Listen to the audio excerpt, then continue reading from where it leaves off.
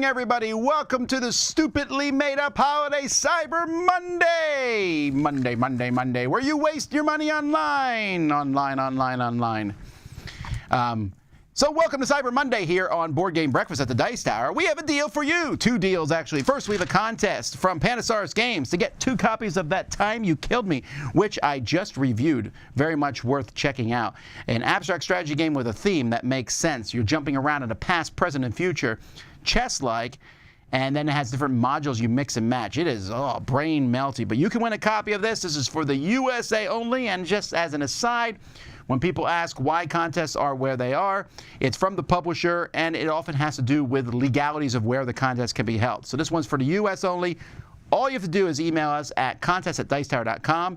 In the subject line, put the word erase, because you're trying to erase your opponent. Yes, like Arnold Schwarzenegger erased people. Actually, he didn't kill them when he erased them. He just... Anyway, it doesn't matter. You can win a copy of this. Just email us, and in the body, answer the question, what kind of travel happens in this game? All right?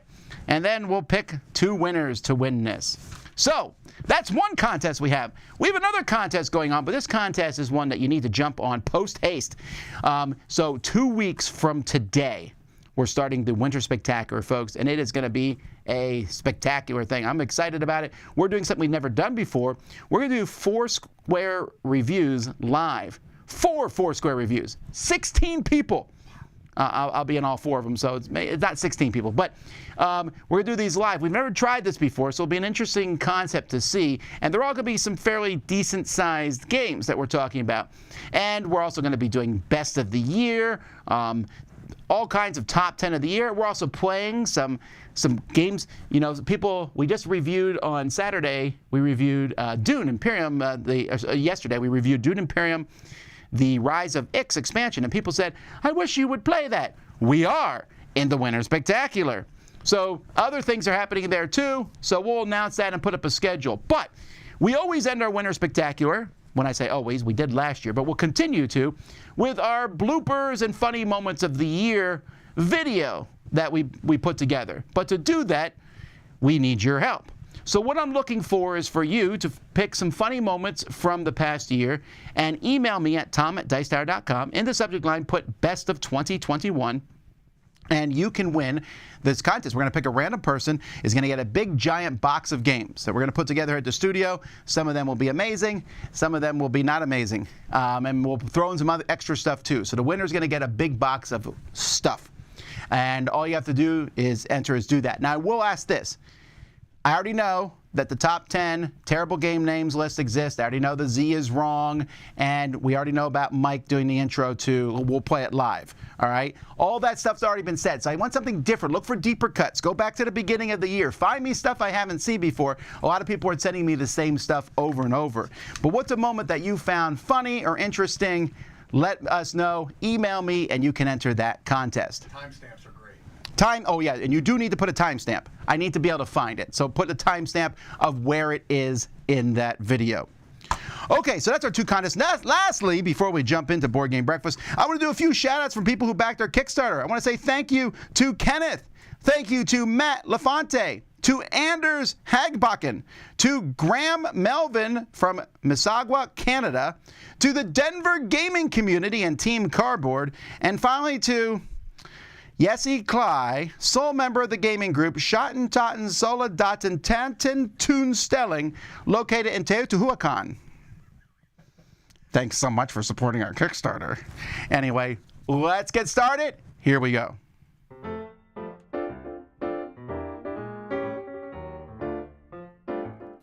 Hi, it's Taryn. And Stella from Meeple University and the Dice Tower.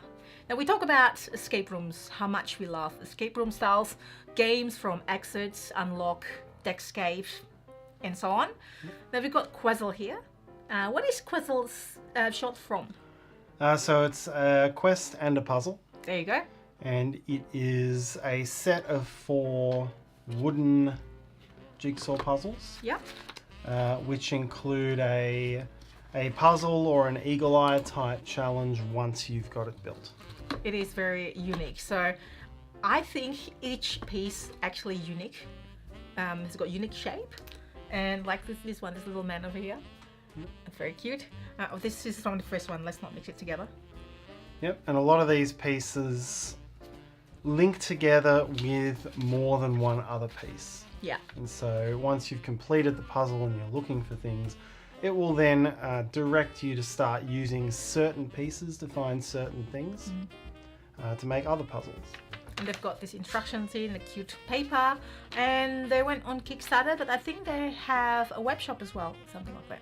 So I just find this amazing, putting the jigsaw puzzles together and then trying to resolve and find things. It's quite clever how they do things without spoiling too much. So yeah, this is we actually haven't finished completely, but it's almost there. So yeah, we'll finish that soon. Indeed. And that's Quetzal. Thanks for watching. This is a segment where I take a look at a game based on an IP, and I tell you if the IP and the mechanisms fit together. Today we're looking at Cthulhu 500. This is a NASCAR racing game with Cthulhu dropped on top of it. I'll show you how it works, and I'll tell you if it fits or not. In this racing game, there's no board that you're racing around. It's about what position you are now for the people. So let's say the Honkin' Trunk is in the first. If he passes car Cthulhu, even though he'll be back here, he'll have a lap token on him, and that will mean he's in first place. So you want to get the most lap tokens on you, and that will deem the winner. At the start of the game, the checkered flag will be in the discard pile, and you'll have your stack of cards. Once this deck is emptied, you will then shuffle the checkered flag into this deck, and when it pops back up, the game will be ended, and whoever has the furthest ahead will be the winner.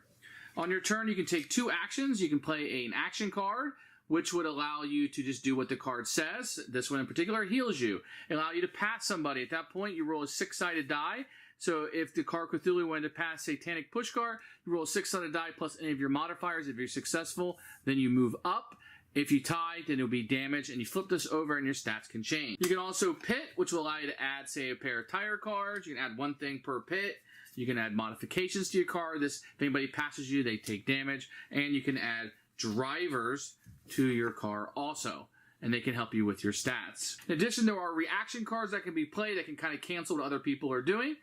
That's how you play Cthulhu 500. This game absolutely does not fit the theme. Why would they think putting Cthulhu on a NASCAR theme would make sense? You should put NASCAR on a NASCAR theme. There's no board, there's no racing. It doesn't make any sense. The mechanisms aren't very good. Why are you upgrading your car during the game? It doesn't fit. Nothing in this game fits what you're actually doing. It's a very bizarre game. Maybe that's what it's going for with Cthulhu.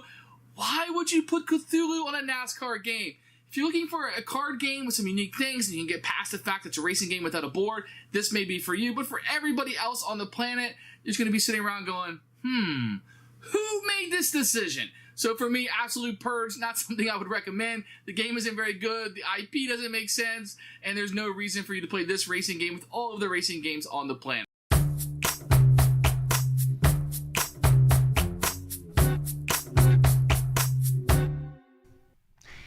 Hey folks, today we're taking a look at games from 20 years ago, and today's game is Medina.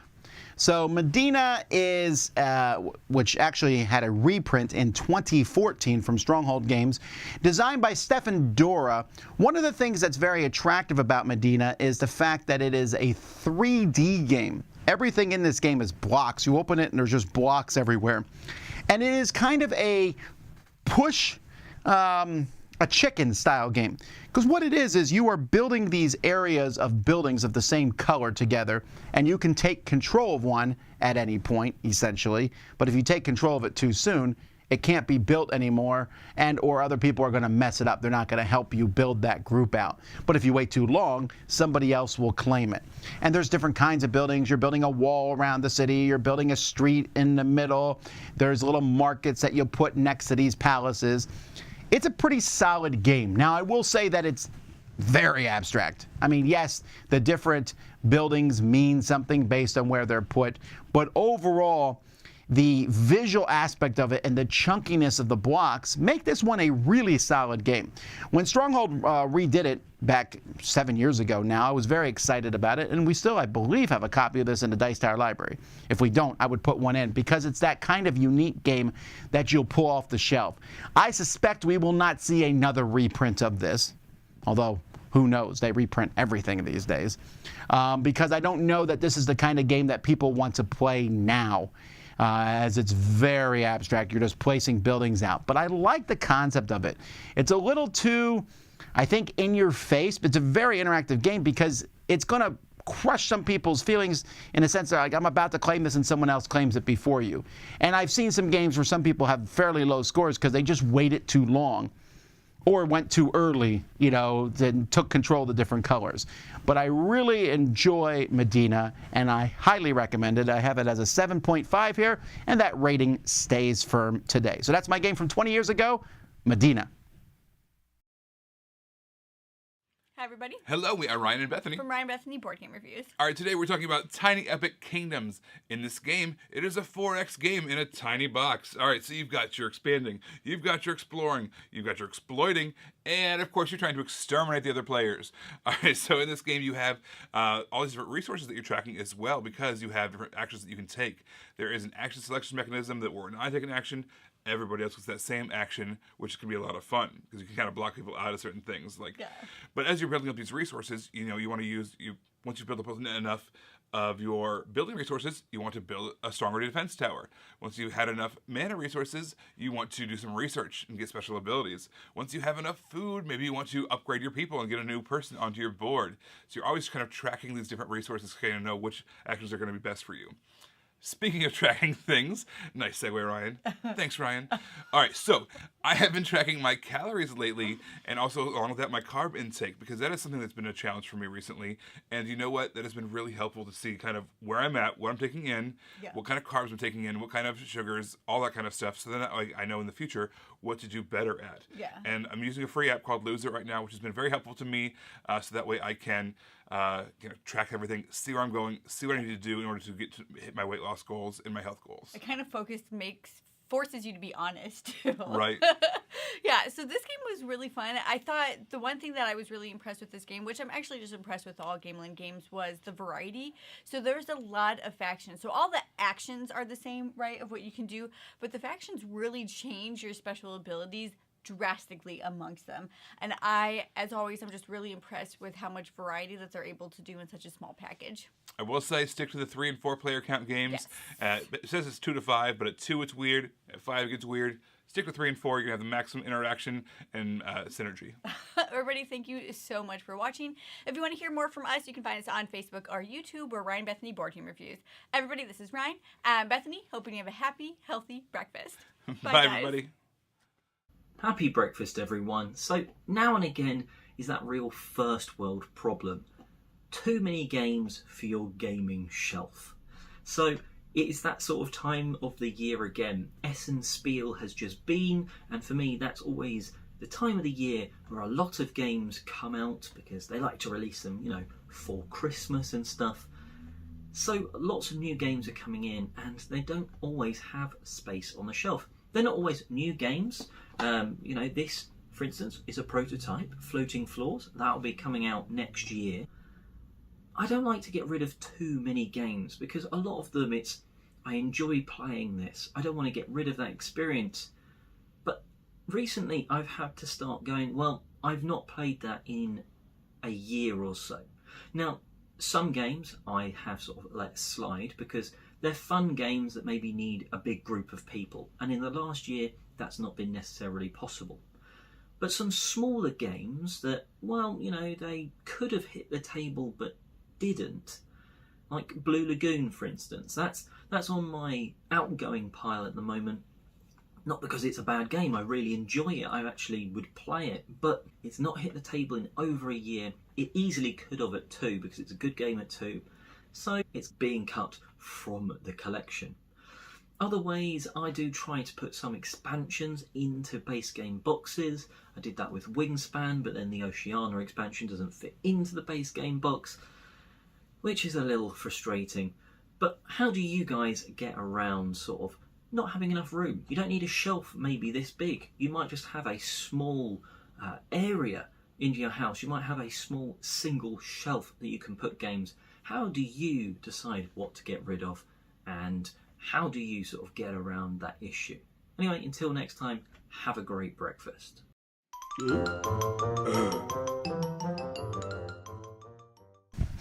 All right, so what's coming from the Dice Tower this week? Well, We have a few videos going up. Tomorrow, me and the kids are going to be reviewing Role Player Adventures. This is a big, grandiose game from Thunderworks, so looking forward to talking about that. I'll be reviewing Grove. I'm going to be doing a classic review this week, a Battle Ball game, if you've never seen that one.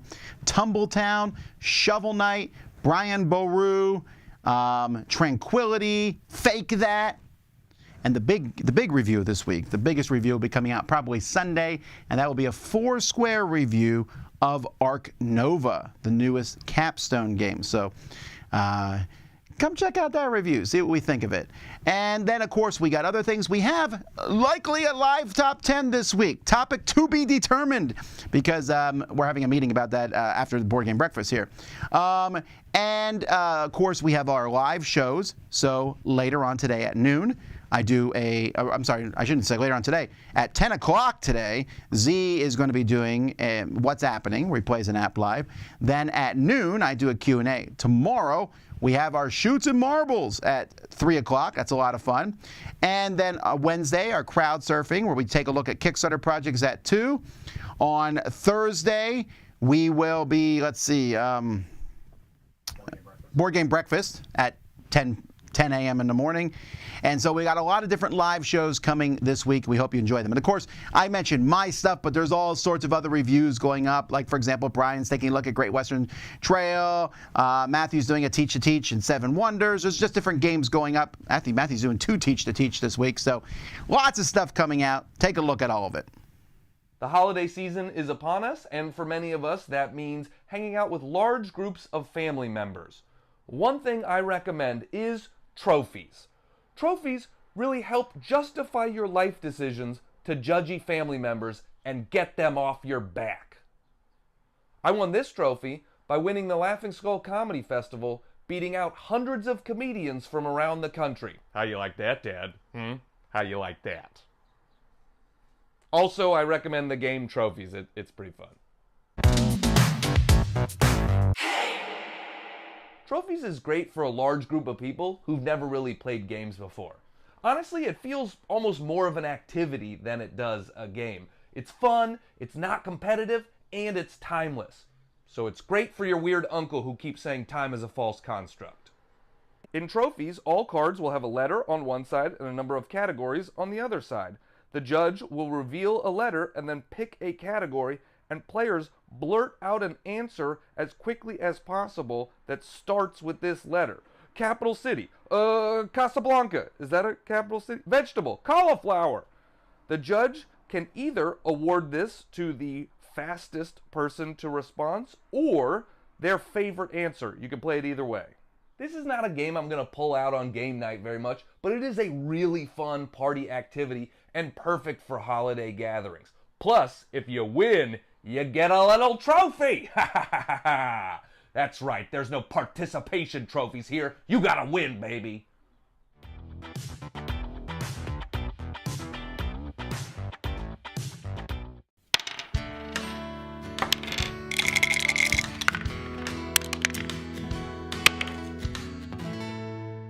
Hey, good morning. My name's Jonna, and I like to look at games from an environmentalist perspective. So today we're going to be talking about a game called Inspector Mouse. This is a kid's game, and it's all about memory. So I really like this game for its storybook theme, for its mechanical nature, but also for its charming effect it had on my kids as they listened intently to try to figure out which criminal was escaping. So this game got high marks on my channel, but for eco-friendliness, which is what I want to talk about today, it got high marks as well. Inspector Mouse got 5 stars for eco-friendliness. Number 1, it got a star for having 100% post-consumer recycled paper in the cardboard components as well as in the cardboard box. Most cardboard used for modern day board games only have a mixture of recycled fibers in them. Number 2, it does not have any spot UV, high gloss, or matte finishes. All of these looks are achieved by adding a plastic to the cardboard, which makes the cardboard no longer recyclable. And also that plastic film does eventually break down into a microplastic after time goes by.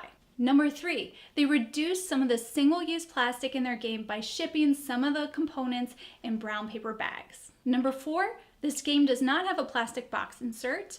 And number 5, Hava has a very good sustainability statement. I love seeing that as they're engaging in the conversation of sustainability in board gaming. So these are some really great things that Hava is doing to reduce their impact on the environment, and it is so encouraging to see. If you would like to learn more about how I rate board games for environmental friendliness, go ahead and check out my channel, Pip Wonder. Thanks so much for watching, everyone. Have a great day.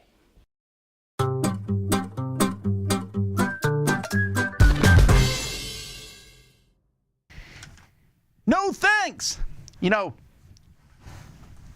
I forgot what I was talking about until I got so caught up in doing other stuff here, folks. I'm actually working at different points.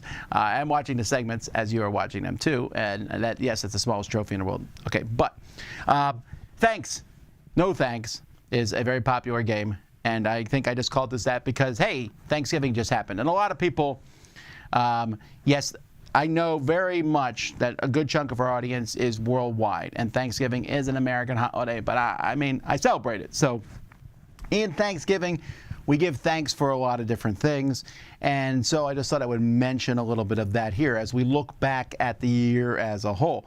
2020, many people hated the year, and I understand why. 2020 was a tough year. 2021 wasn't particularly much better, although there was some slight return to normalcy, and I'm very much thankful for that. I'm very much thankful that, for example, here we are all working together again, which was nice after being apart and doing so much Zoom. I'm thankful that Zoom exists, but I'm thankful that I've used Zoom a lot less this year because I'm sick of Zoom meetings.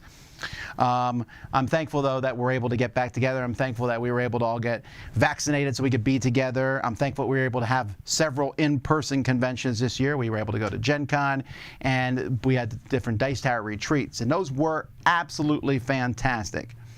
I'm very thankful for the Dice Tower staff. Folks, it is so fantastic working here. I really, really do not dread going into work on Mondays. I don't know how to explain it. I never think Sunday night, work tomorrow. I never think that. I think sometimes like, ooh, there's a lot to do. There's a difference there. Like, oh, like this today, I got a lot of things to do. But I don't dread doing it. I just think I got to get it done. And I like the atmosphere here is fantastic. I mean, in the studio consistently, we got Z, Mike, Chris, and Roy, and Camilla, and me, and we're all around here doing stuff all the time. Kenny's popping in and out, and it's just a blast. And then our extended staff that we have out with Lindsay in Tampa, and Eric and Robert, who can't be here, but they're in their different places. It's fun, and we just have a great time. And I said this on Facebook, but I say it again. I just appreciate that we like to hang out together off camera. That's a nice thing. It does, this is the first place I've ever worked where I wanted to hang out with all my coworkers. I've hung out with a few coworkers in past places, but many of them I was like, I'll see you at work and never elsewhere. That doesn't happen here. I'm thankful for you all. You all have been a very good audience, and you've been very, very receptive of all the different things we've experimented with this year. We went to live very strongly this year, more than we've ever done in the past, and I really like it. I really like the communication that we have back and forth. It's a lot of fun with all of you, and it's worked really well. And I'm also thankful that the board game hobby seems to be doing okay. Yes, it hasn't been great for everybody.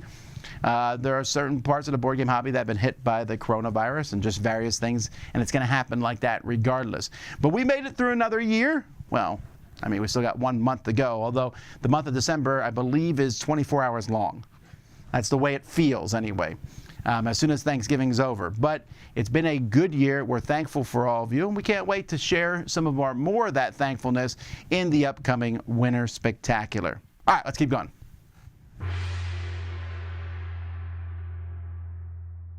Hi, my name is Jonathan Hicks from Board Game Opinions, and this week's gaming tip is people are more important than board games.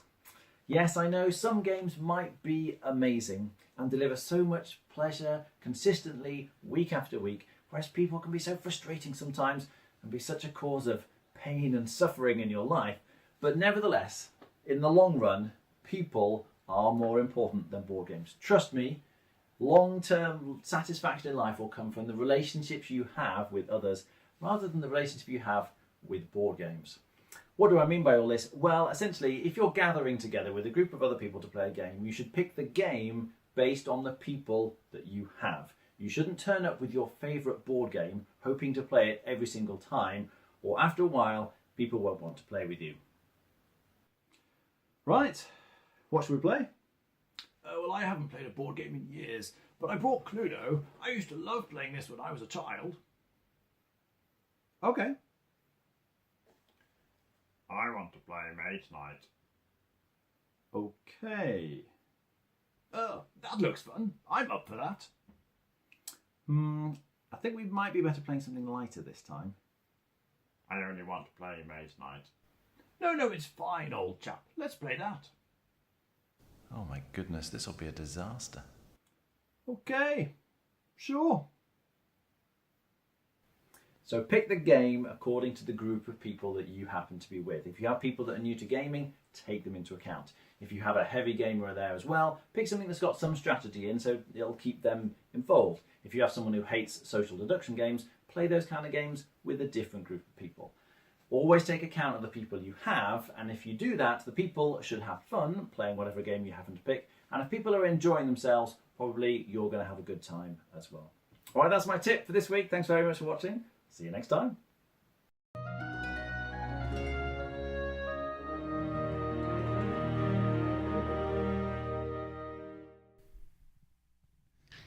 Actually, I don't think you should just mix those two type of gamers, honestly. You're just better off saying not inviting them to the same game night. Game with them, but game with them at different times. Or if you have them at the same game night, don't put them at the same table. We do this often here, where we'll stick the heavy gamers. They go and play a game by themselves. I can join. I'm fortunately a bit of an omni gamer, so I can jump back and forth between them, but I try not to mix the different folks. If there's like diehard heavy gamers and then people who are like, what is board games? Yeah, not always the best mix.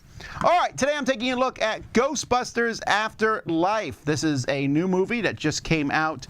I guess it came out 2 weeks ago, but I always go see movies over the Thanksgiving holiday. And me and my daughter went to see this, and I will see it again, I'm sure, when it comes out online, because I really like this. This is one of my favorite movies that came out this year, actually. I'm a pretty big fan of the original Ghostbusters movies, but I'm kind of an anomaly in the fact that I also really liked Ghostbusters 2, and I also like the 2016 remake of Ghostbusters. I just like the Ghostbusters. I also liked both of the Ghostbuster cartoons back in the day, the Ghostbusters and the real Ghostbusters. There's something about Ghostbusters that I like because it's like, woohoo, spooky, but not really. And this one here has a little bit of that in it. I mean, the beats of this movie are almost hands down like the beats of the original one in many ways. It introduces a completely new cast of characters that I actually think the trailers did a disservice to this movie. The trailers, well, maybe not the newest trailer, but the original trailer, I was like, oh man, is this Stranger Things 4? And that part of that's because one of the characters is from Stranger Things, but that's what it looked like, and it's not. The young actors in this bring this movie to life, especially the main character, who I don't remember her name, the young girl, did a fantastic job. And I think all of them did a good job. With Paul Rudd, I'm never quite sure what he's bringing to the table. In this one, I definitely have met that teacher who taught during summer school before. That character. Cujo, really? Anyhow, so that's fun. The special effects I thought were fine. They didn't like blow my socks off, but neither did the ones in the original one. In fact, the ones in the original one aren't quite so great when you look back at them. But it's just fun and entertaining. There's a lot of funny moments in it. And then, of course, without spoiling it too much, there's definitely a lot of callbacks to the original one. A very strong sentimental callback in one hand. And then just, if you saw the original movie, they definitely made this movie for those people. However, a new generation can watch it, so it's pretty interesting. I watch it with my third oldest daughter, Holly, and she has never seen the original Ghostbusters. She saw the 2016 one, but she never saw the original ones. I know you're saying you're a bad dad. Anyway, but she never saw that, and we both enjoyed the movie equally. She didn't get some of the callbacks to the original one, and she didn't, again, I can't really spoil some of that stuff, but I did. But I also if they hadn't done the callbacks to the original one, I still think it was a really strong movie despite all that. I really liked a lot of sequences. There's a few mild things that bugged me, like I didn't feel like there was any sort of closure with the police chief. That's a very mild thing, but I thought there should have been, or the people in town in general. And just like the original Ghostbusters, I kind of wonder what happened 10 minutes after the movie. And in Ghostbusters, they tell you in Ghostbusters 2. I liked the music a lot. The theme music was really well done. It felt just like I was watching the original one. They gave me that same kind of step. It gave you that spooky feeling, then discovering stuff. It was a lot of fun. It's, I saw some people go, fan service. I don't know why people are always opposed to fan service. I'm a fan. Service me. Why would I want them to, I get mad, I still remember, Mortal Kombat 2 or Aliens, the third one, where they kill off characters from the first one in the first 2 minutes of the movie. I hate that. I want to see the stuff I like. So this movie does that, but it also brings a new generation in. So very high marks from me. That's Ghostbusters Afterlife. All right, it's time for another Tabletop Toolbox episode of It's Out Now, where I take a look at recently delivered Kickstarter games to determine if they were worth the wait. And today, it's Dinosaur World by Pandasaurus Games. Now, a couple of quick bullet items. I've never gotten to play Dinosaur Island. I'm a huge fan of Dinogenics, and I recently saw the Dice Tower Foursquare's review of Dinosaur World, where it scored between a 7 and an 8.5. And I think those scores were generous. In Dinosaur World, 1 to 4 players are building a dinosaur theme park. Now, you'll start by adding these tiles to your park, everything from roller coasters, restaurants, excavation sites, a photo booth, and even dinosaur paddocks. You'll also manage your park, adding security personnel, upgrading your tour vehicles, and of course, adding dinosaurs, which slot onto those paddocks much like batteries in a children's toy. Now, when you do add a dino, you score points for the space you place it in, but you also add threat to your park. Now, threat is managed by security, and at the end of each round, you'll gain death tokens for the value of threat that exceeds your security. But first, you'll give visitors a tour of your park using this, your Jeeple. Look.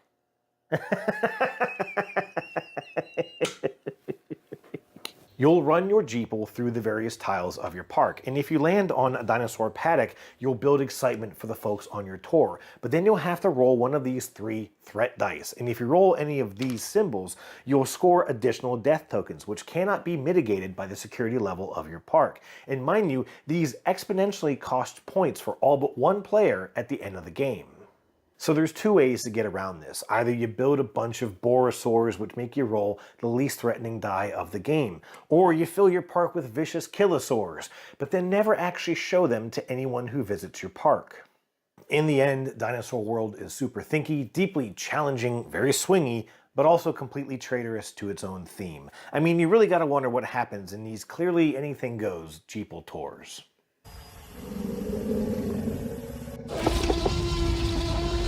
It's gigantic. That's amazing. I want a closer look. No, wait. Come back. Hey man, you gotta do something. Everything's fine here, sir. But the dinosaur's eating my wife right now. Security here is top notch, sir. This is ridiculous. Hey, shut the door. Cheers. All right, folks. Well, that's it for another Board Game Breakfast. Thanks so much for watching. Don't forget the contests that I mentioned at the very beginning of the episode. And don't forget to join us in 26 minutes for Z and him going through what's happening. And I'll be back here to talk to you and answer questions at noon. Until next time, I'm Tom Vasel. And yes, the word Jeeple still is a terrible word. Until next time, you've been watching Board Game Breakfast. Thanks for watching Board Game Breakfast. Tune in each week for your daily dose of gaming goodness with Tom Vasel and all the gang. Until next time, I'm Eric Summerer, and you've been watching Board Game Breakfast, a Dice Tower production.